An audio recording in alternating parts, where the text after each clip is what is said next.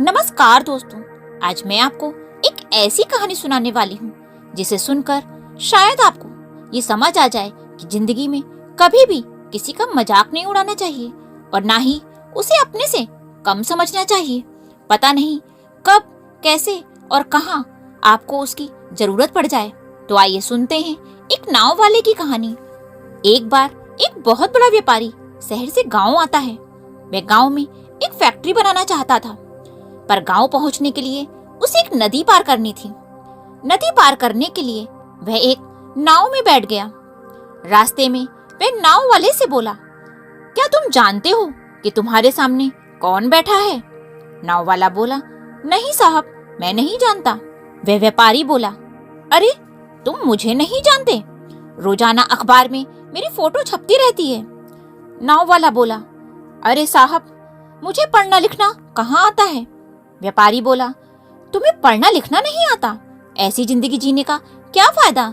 नाव वाले को बहुत बुरा लगा, परंतु वह कुछ नहीं बोला। थोड़ी दूर पहुंचने पर व्यापारी फिर बोला, तुम्हें पता है इस गांव में मेरी एक फैक्ट्री बनेगी और उसमें पानी की बोतलें बनेंगी। नाव वाला बोला, क्या कहा साहब, क्या बनेगा? व्यापारी बोला, वो तूने शहर में देखा होगा ना, पीने के लिए पानी की बोतलें बिकती हैं।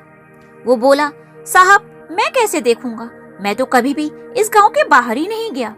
यह सुनकर व्यापारी जोर जोर से हंसने लगा और बोला, तू कभी भी शहर के बाहर तक नहीं गया, ऐसी जिंदगी जीने का क्या ही फायदा? अब तो नाव वाले को भी लगने लगा कि सच में मेरे जीवन जीने का कोई फायदा नहीं है। यह सोचते सोचते उसका ध्यान नाव पर से हट गया और नाव एक बड़े से पत्थर से टकरा गई। पत्थर से टकराने के कारण नाव में छेद हो गया और नाव में पानी भरने लगा। यह सब देखकर व्यापारी बहुत घबरा गया। तभी नाव वाला बोला, साहब आपको तैरना तो आता है ना? व्यापारी तो पहले से ही बहुत घबराया हुआ था। यह सुनकर वो और भी डर गया और बोला, तू ये सब क्यों पूछ रहा है?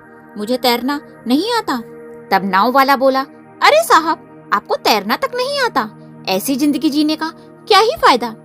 यह सुनकर उस व्यापारी को अपनी गलती का एहसास हो गया और वो हाथ जोड़कर नाव वाले से माफी मांगने लगा और बोला, मुझसे गलती हो गई, मुझे माफ कर दो, बस किसी तरह से मेरी जान बचा लो। नाव वाला बोला, साहब मुझे सिर्फ तैरना ही नहीं आता, बल्कि लोगों को बचाना भी आता है। आप मुझे कसकर पकड़ लो, मैं वादा करता हूँ कि आपको कुछ भी नहीं होने दूंगा। यह कहकर नाव वाले ने व्यापारी की जान बचाकर उसको गांव के किनारे पहुंचा दिया।